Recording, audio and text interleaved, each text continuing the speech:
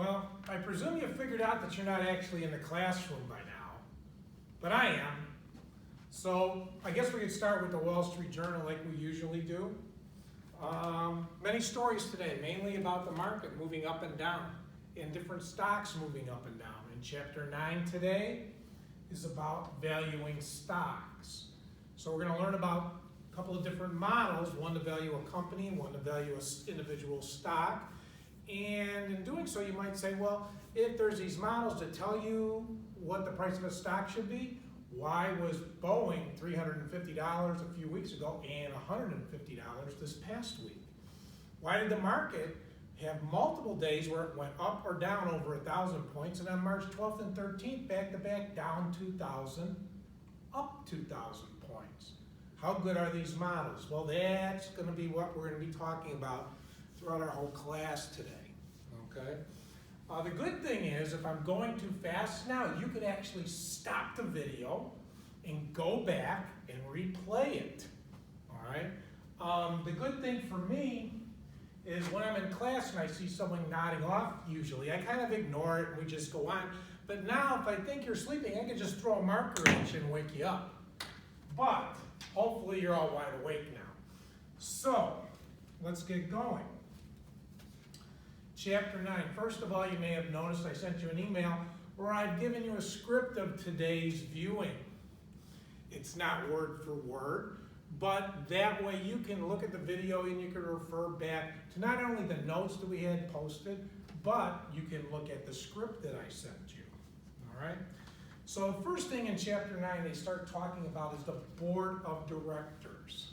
All right? Board of directors are important. They help set high-level policies that the company should adhere to, and they also give them kind of like on a consulting basis. They give them ideas. They help vet ideas that executives have to see what should actually occur at the company. Their goal is to increase the marginal value of the company, or the intrinsic value of the company. All right. So, who elects the board of directors? How did they get in place? Well, the insiders, the CEO, probably has some friends that he would like on that are executives at other companies.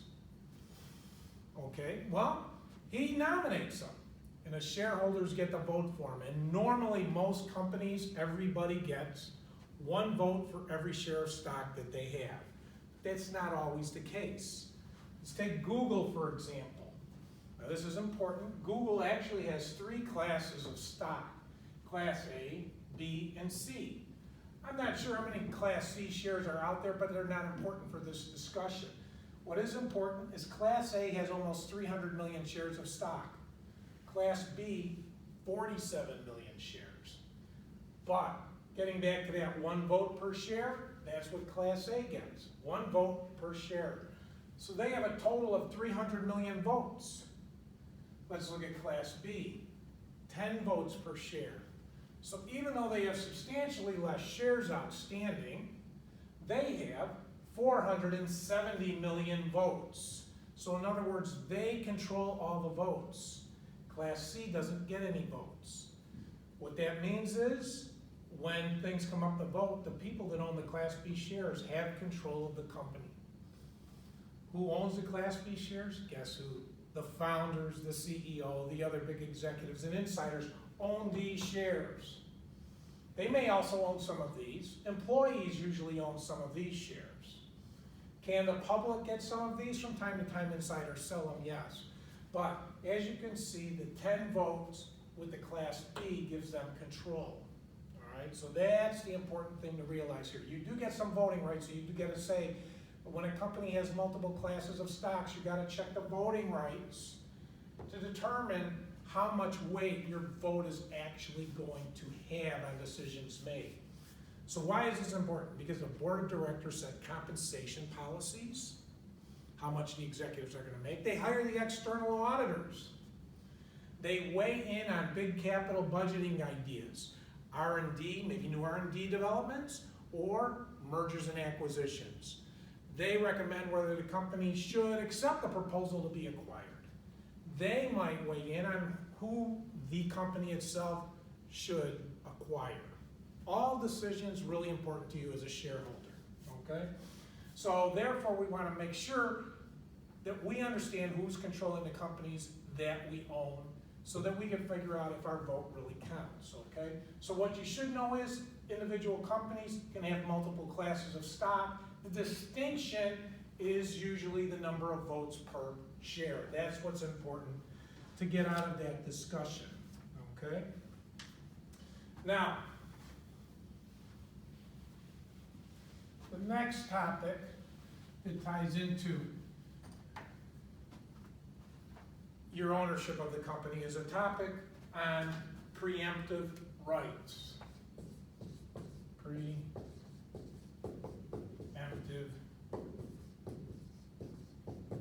rights. What do they do? What are preemptive rights? Every shareholder has them.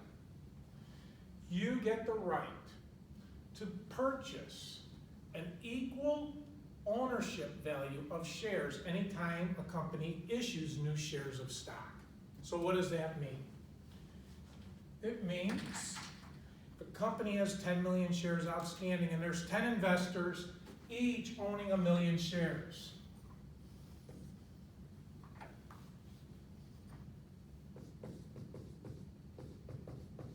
And we have A, B, C, D, E, F, G, H, I, and J. And everybody owns 1 million shares of stock. What does that mean? Everybody owns 10% of the company. All right?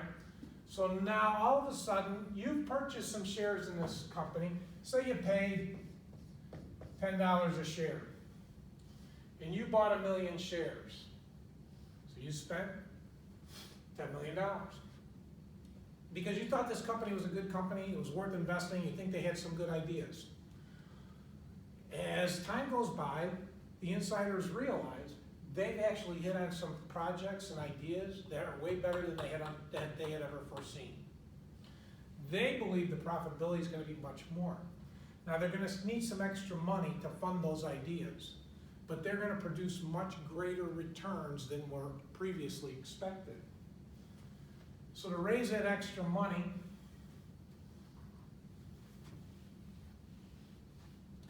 they decide to sell an additional 20 million shares. So recall, previous to this, you owned 1 million shares, you own 10% of the company. If they sell 20 million shares to the public at large, there will not be 10 million shares outstanding. There will now be, these are the new ones and the old ones, there'll be 30 million shares. Which means your 1 million divided by 30 million equals 3.3% ownership. You only own 3.3% of the company going forward. Which means instead of getting 10% of the value of the company, you get 3.3%, which means when they're paying dividends, instead of getting 10% of the dividends they pay, you get 3.3%. You might be okay with that. However, if you knew the story that the insiders knew, you might not like the fact that you've been diluted. This is what they call dilution. You go from 10% to 3% ownership. So to protect the shareholders, you have the right, not the obligation, it's not mandated. When new shares are offered, existing shareholders can purchase the same percentage of the offering, the new offering, as they already had. Which means if you happen to be investor A with 1 million shares, only 10%, when they announce this, they have to let you buy 2 million shares first. You get to buy 10% of the new offering. Questions? You can hit pause, send me an email. I'll get back to you. All right, in the meantime, seeing that you haven't fallen asleep yet, we've got our 30 million shares. You have 1 million, you get to buy 10% more, so you can buy 2 million shares. So if you get to buy 2 million shares more, you'll have your million plus 2, 3 million. $3 million out of $30 million, you've retained your 10% ownership stake in the company. You'll get 10% of future dividends. All right? So why is this important? Because we want to make sure you'll get to have the continued pro rata share that you had in the past. If you don't want to spend the money and buy the extra shares, you don't have to. Otherwise, if we didn't do this and insiders knew this, they could gobble up all 20 million shares, knowing all this information that you didn't know. So that's why preemptive rights are important. Okay? You can look in the book, they do a decent job of explaining preemptive rights. Okay?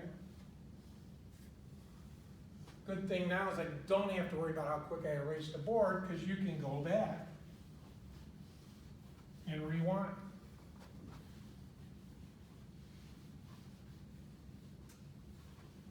On top of preemptive rights, one other thing you should be aware of is what a proxy is.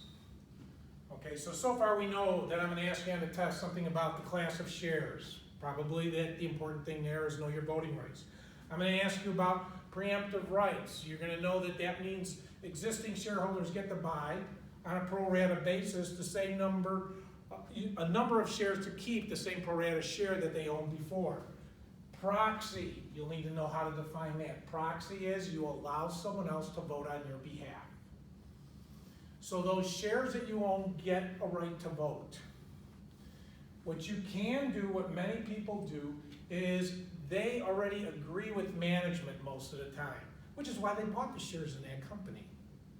Why would you buy shares in IBM or British Petroleum or General Motors if you didn't think the management was doing a good job? Okay? So given that, you might say, you know what, when they make proposals to start a new auto line, to hire a different auditor, to bring in a new executive, or to give them a raise, we pretty much go along with what we're doing, because that's why we bought the company. We think they're doing a good job. If you don't, or if you agree and you just like to get your vote, they will send you a proxy. There's an example on Blackboard. I'll send you an email copy also of a proxy statement, and it shows the different things you get to vote for. All right? The annual election card from BlackBerry. Some of you probably never heard of BlackBerry, kind of predated Samsung and Apple. But anyway, proxy allows you to sign in and tell management, you can vote this the way you want to vote it on my behalf. You don't have to do that. The other interesting thing is, another way the insiders control the company, many companies in their corporate bylaws say if you don't send in your vote, you authorize them, you give them a proxy to vote your shares. So if you fail to vote, then they get to vote for you, okay? So what do we want to know about this? You get the right to vote, usually one vote per share. If you don't want to vote, you can authorize management to do so. You can give them the proxy, let them vote on your behalf. In many companies, if you don't send in your vote, they take that as a de facto proxy and they get to vote your shares, which means it's seldom that the CEO doesn't get the raise he wants, that they don't hire the auditors that they want, that the merger doesn't go through, and other policy changes don't occur, okay? Insiders kind of have the upper hand. Every once in a while, you'll read a story about a firm that owns a number of shares in a particular company. They've acquired a large enough shares where they get to nominate one of their own people to run for the board, okay? So that happens from time to time. If you own enough shares, if you bought 5, 10, 15% of the shares in a company, you probably have enough votes to influence them to put you on the board, or at least nominate you for people to vote for you. Okay? So that's proxy.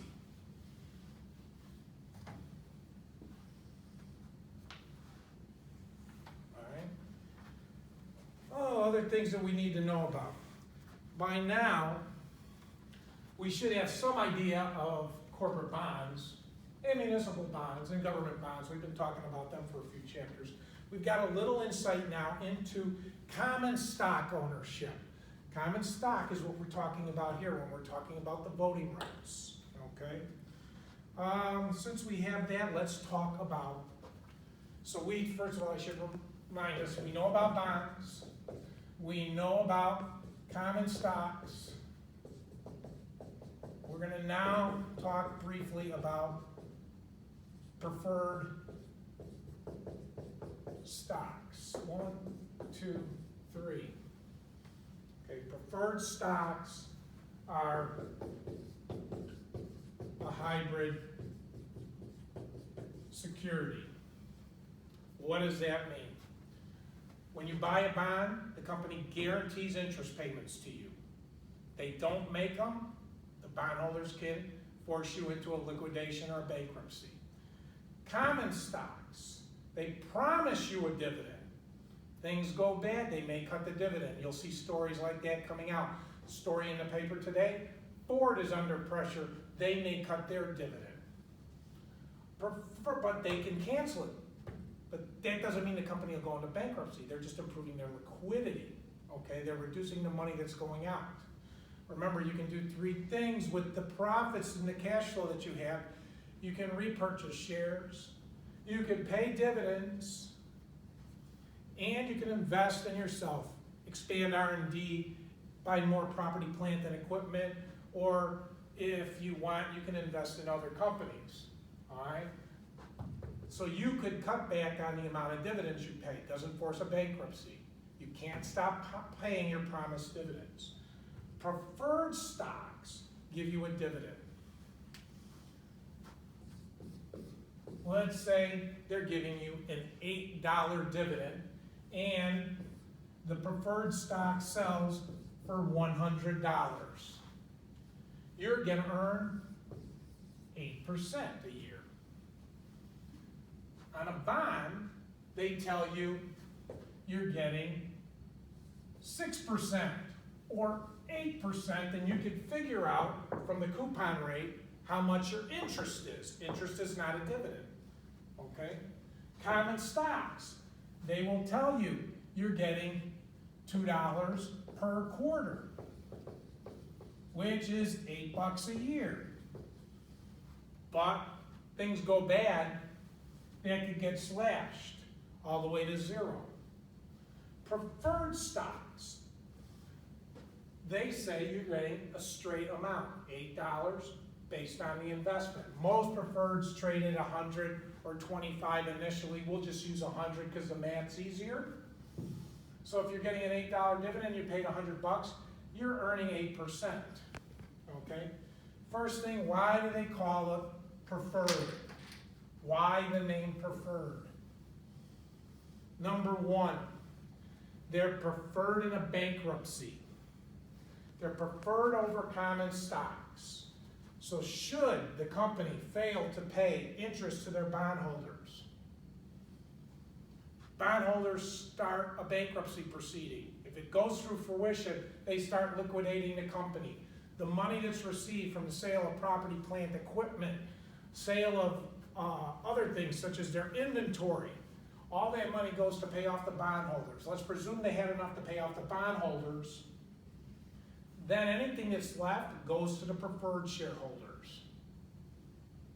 Only if the bondholders and then the preferred stockholders get their money back do the common stockholders see a penny.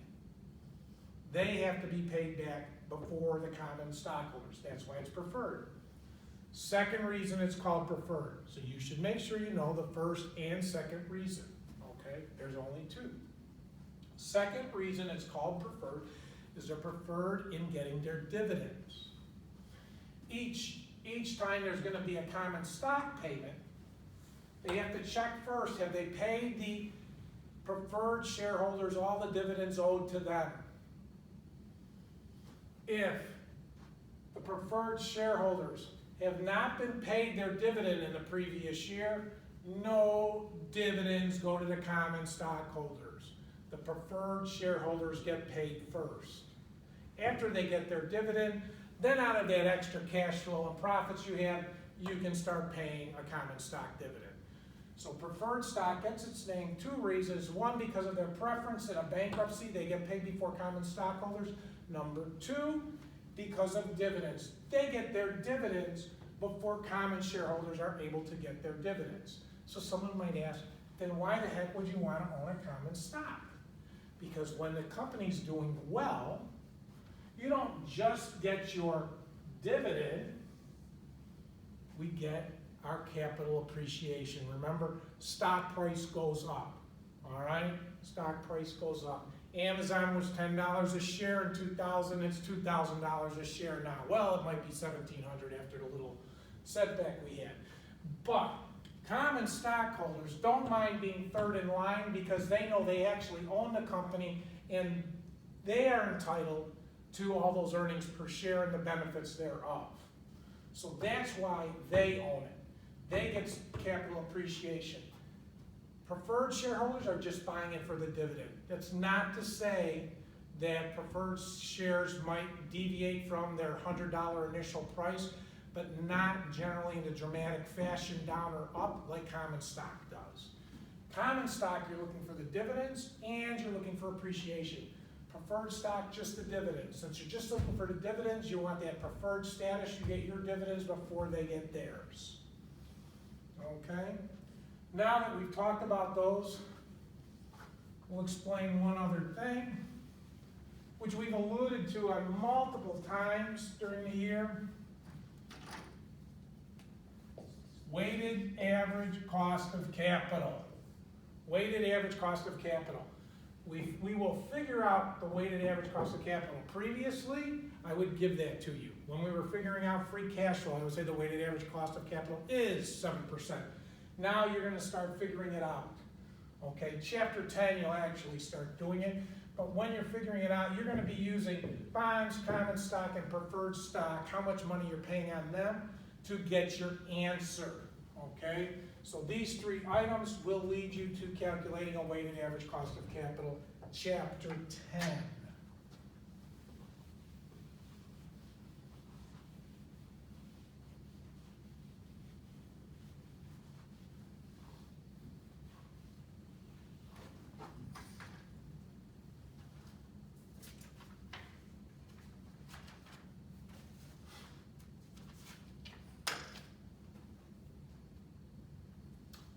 Okay. Not only do we use those three securities to calculate weighted average cost of capital, why do firms decide to sell bonds, preferred stock, or common stock? What makes them sell one or the other or some combination thereof? Right? There's several factors. Number one, when you sell bonds, you pay interest. As we know, we have to guarantee the interest or we're subject to bankruptcy. So that puts a level of risk on your company, okay, beyond selling stock. You have that responsibility. So you want to limit how much debt you issue. Debt is bonds, all right?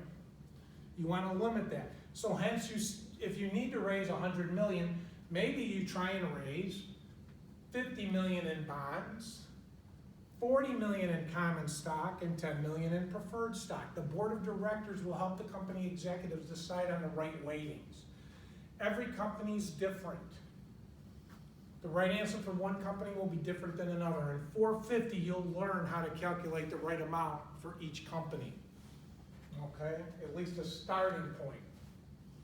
All right? So if you needed to raise that $100 million,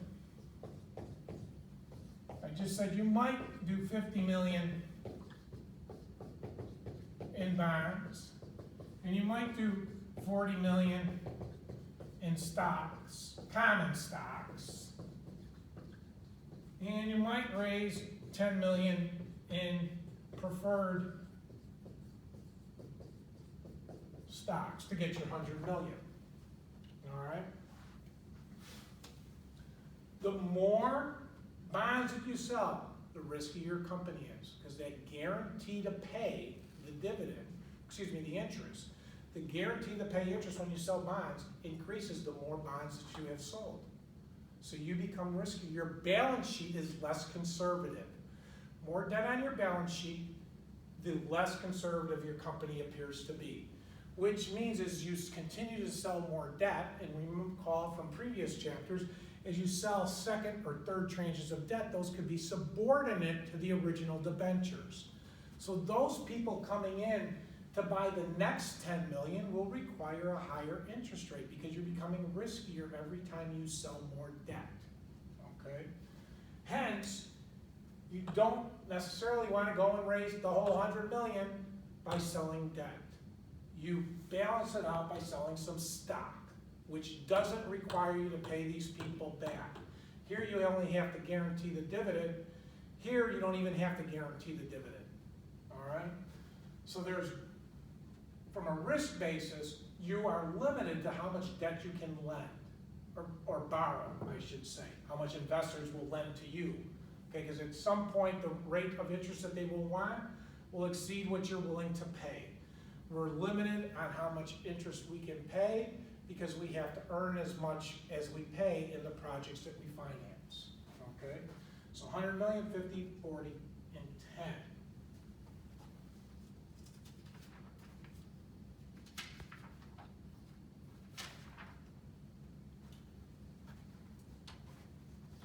The other thing that we just alluded to, when you sell bonds, you are paying interest.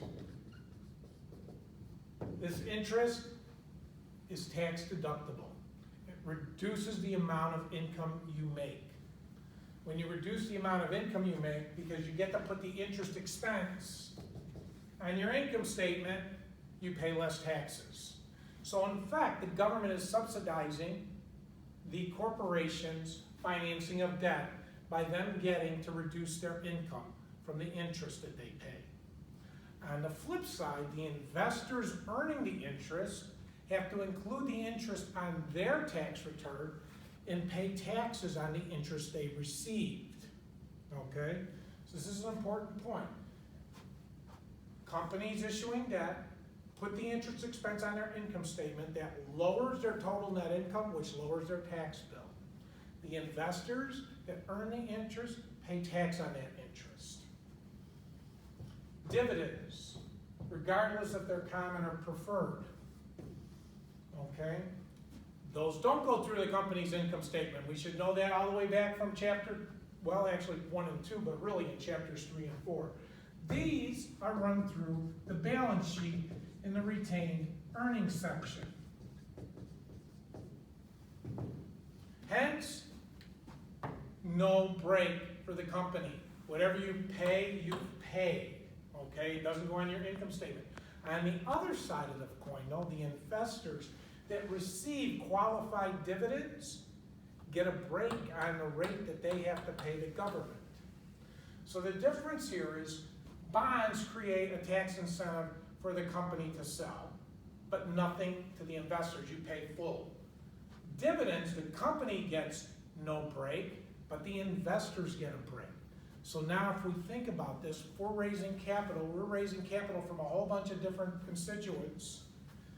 Some of them won't be worried about paying taxes. They'll want to get their interest and they'll pay the taxes.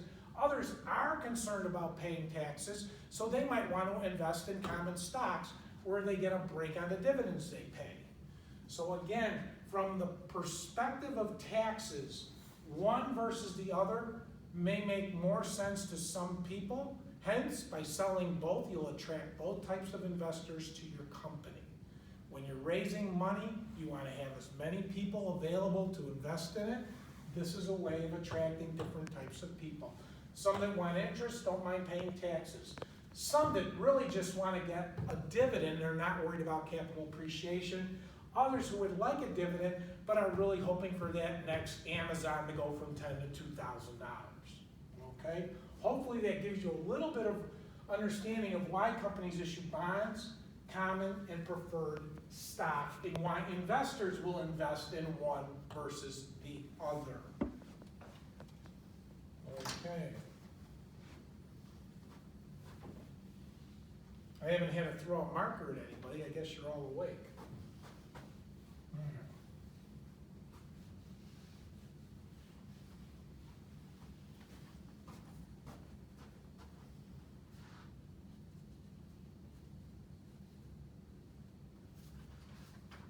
Well, I guess this gets us to the math part of the chapter. So up to now, you don't have to know any math on the stuff that we did. The stuff I'll ask you about is to define, give us a concept answer.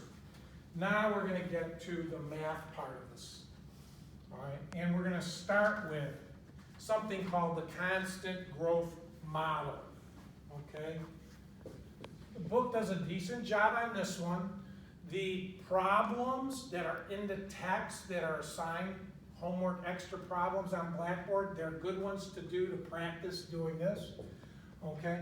The price of the stock is equal to D1 over RS minus G. All right, so we need to make sure you know what P0 is, D1 is, RS, and G. Well, you already know what RS is. We've been using RS when we calculated RS in the CAP-N model in Chapter 8. RS was equal to that real risk-free rate, not the real risk-free rate, for the risk-free rate, plus the risk premium of the market times beta. Why is this important? This is important because when we were using this model, we were determining what an investor required to invest in a company. That amount has to equal the amount that the company pays the investor. So if this is 8%, then the company must be paying you 8%. If you only required 6%, the company would only have to pay you 6%. What's going on now with the revaluation of equities, people are saying we want 15%, therefore companies that they want to issue new stock will have to try and promise a required return on the security of 15%. Those have to be equal. So in other words, when you're trying to solve problems like this, sometimes you come back to this, if this is the data that's available, to get the RS. Okay? That's the thing you should get from there. Sometimes you're going to need to figure out this formula first to get the RS. Okay? So, what is P0? P0 is the price of the stock today. 0 means now. D1 is the dollar amount of the dividend 1 year from today. RS, we know. It's what the company has to pay because that's what you require to invest in this stock. And G is the capital appreciation rate, or the growth rate. Let me rewrite this in a different manner, which may help explain some of this to you.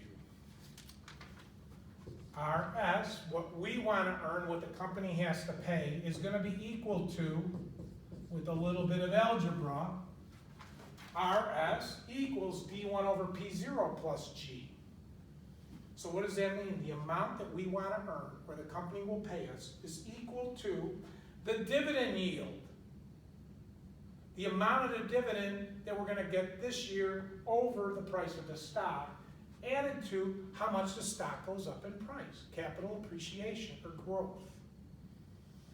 What have we been saying from class 1? When you invest in a bond, you're looking for interest income. When you invest in a stock, you want dividend yield and you want growth. This is your dividend yield. This is your growth or capital appreciation. All right?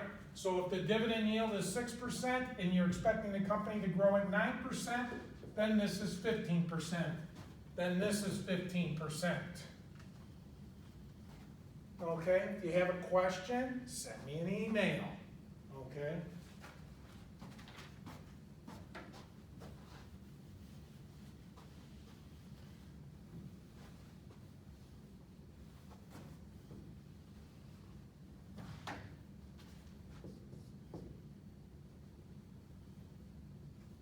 So you should understand this formula in both of its formats. This one to calculate the price of the stock, this one to calculate the return required to pay or required from the investor.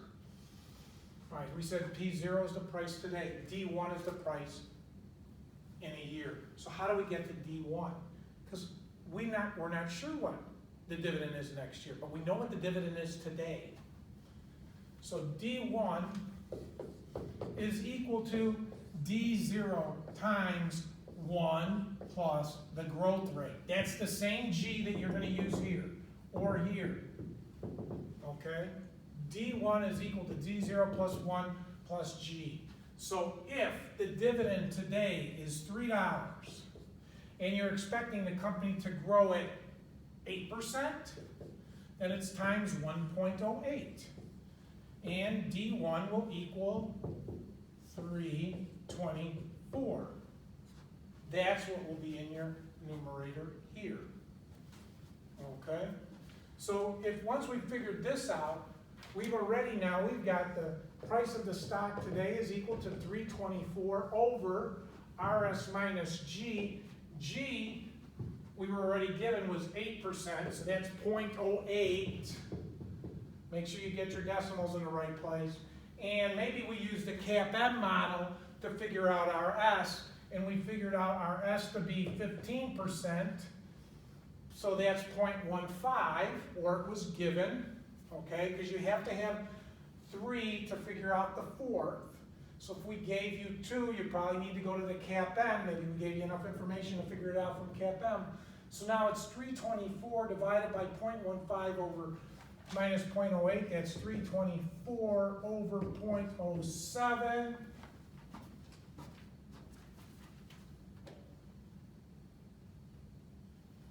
And let's take a break. You guys could do this also. 3.24 divided by 0.07 equals 46.28 roughly. So based on the information presented, a D1 of 324, which meant a $3 dividend today, an 8% growth rate, and an expected return of 15, the company stock should be trading at $46.28. So as I alluded to at the beginning of the lecture, how could Boeing have been $350 a month ago, or 3 weeks ago, and $150 to $170 today? Because something's changed, okay?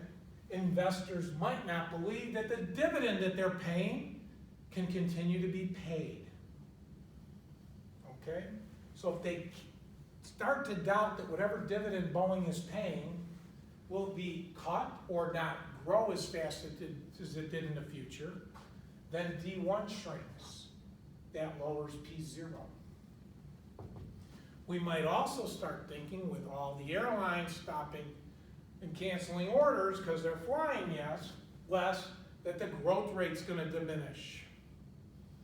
Okay, so when the growth rate diminishes, that's going to impact the price of the stock also. So what's going on here this last couple of weeks? People are reevaluating whether companies can continue to pay the dividend level that they're paying. Can they continue to grow the dividend? Will they still have ample opportunities to grow all their cash flows and their earnings? And the answer was a resounding no. They don't think companies can grow as fast as they have been, and they are concerned that dividends will be cut, and hence they're making adjustments to the models. They're changing their growth rate, they're changing the D1, which drops the price. So then you say, yeah, but then the next day, March 12th, we're down 2,000, then the next day we're up 2,000. Well, we're up 2,000 from macro events. Remember, macro events also impact the price of stocks. So what were the macro events?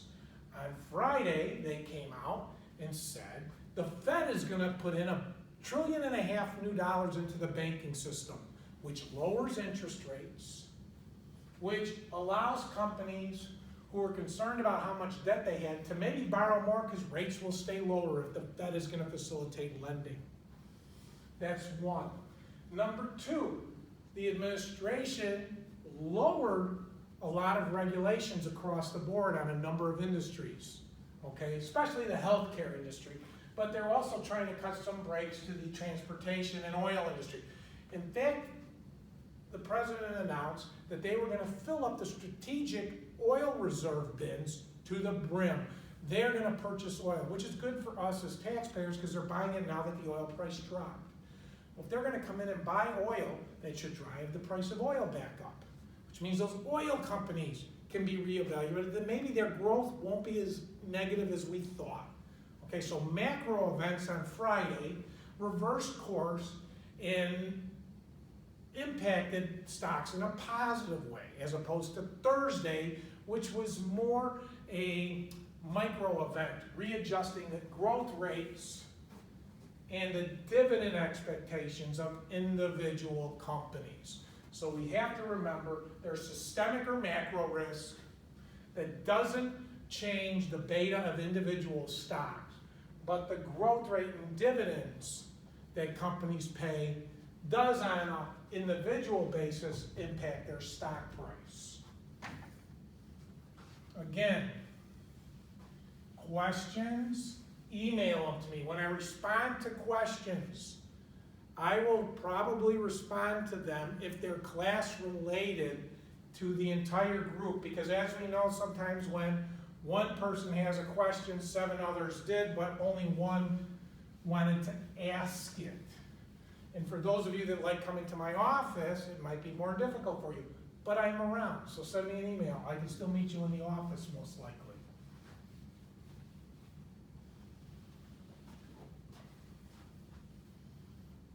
Oh, I should point out, I think you have a Bloomberg project. If you can't get to the Bloomberg lab, pick 2 stories in the Wall Street Journal and write me a page on why you thought they relate to class, okay? So if you listen to the video, you now know you don't need to turn in the Bloomberg project. Find 2 Wall Street Journal articles. Give me 1 page on it, why you picked those 2, how it relates to our class, and email it to me. You'll get the 2 points. But make sure you don't put the word THAT in there multiple times, and forget about using the form of be. There is, there was, there have been. That continues to hurt some of you. But I do see much better writing lately.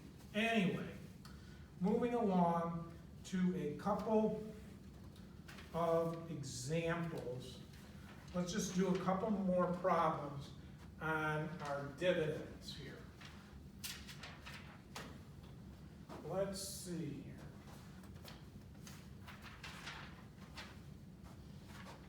Given stock price,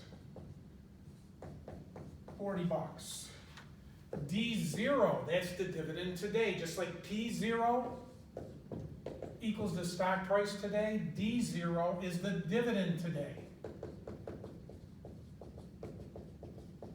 So let's say D0 equals $1.50.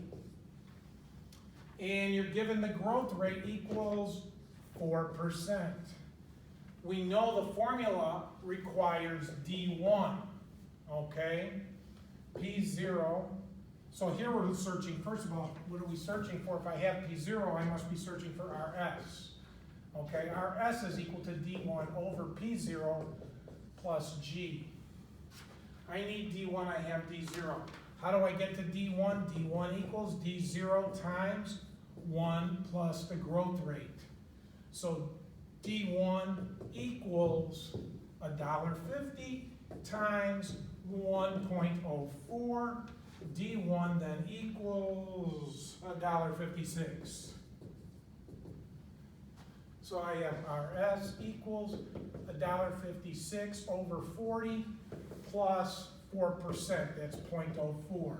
156 over 40, that gives us 0.39, add the point, that's 0.039, add the 0.04, and RS is 0.079 or 7.9%.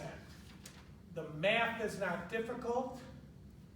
Getting the decimal places in the right spot sometimes is. Make sure you do enough problems that you're comfortable putting them in the right place. So that time we calculated RS. We should note this is the dividend yield, this is the capital gains rate. 3.9% is your dividend yield, 4% is your capital gains rate. Let me remind you of that. When you invest in stocks, you're looking for dividend yield and you're looking for capital gains rate. So what do we do here? Let's take another problem where we're solving for P0.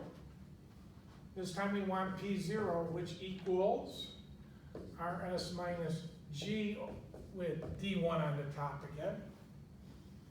All right, so if you're given RS equals 9%, D0 equals $2, G equals 6%, hence then D1 equals the $2 times 1.06, 1 plus the growth rate. D1 equals 212. Okay, we're given this, we're given D0, we're given G. We can calculate D1, $2 times 1.06. Therefore, D1 is 212, the 2 times 106. Plug it into the formula. 212 over RS minus G, that's 0.09 minus 0.06. That's 212 over 0.03. And that tells us the price of this stock should be, I'm giving you all time to punch it into your calculator, 70.66. Now what else do we notice here? This is P0. What else should we notice? RS minus G. RS minus G is also equal to D1 over P0. This is another way to figure out what your dividend yield is. The dividend yield is RS minus G. It's also D1 over P0. So let's check that. $2.12 over an investment of 70.66. Yes, that is 3%. So the investor in this company here is looking for a 3% dividend, the D1 over P0, that's your dividend yield, plus 6% growth. That 3% and that 6% gets us to the RS of 9%. Okay? I will send you a couple of more problems later today, which is actually back in time. So you may have already seen them. Again, hopefully this is making sense. Maybe you need to watch it a couple times. Sorry about that. Read the notes. Read the script. Look at the video. Send me an email. Okay? One other thought. As long as we're playing around with the value of a stock, we know what the stock is today. What is it going to be worth next year? Well, D0 times 1 plus G gave us next year's dividend. So guess what? P0 times 1 plus G will give us the price of the stock next year. Give it a try. This problem, the estimation for the stock next year will be 70.66, which is P0. Multiply that times 1 plus G, which is 1.06, and you should be getting P1, which is 70.66 times 1.06 equals about $74.90.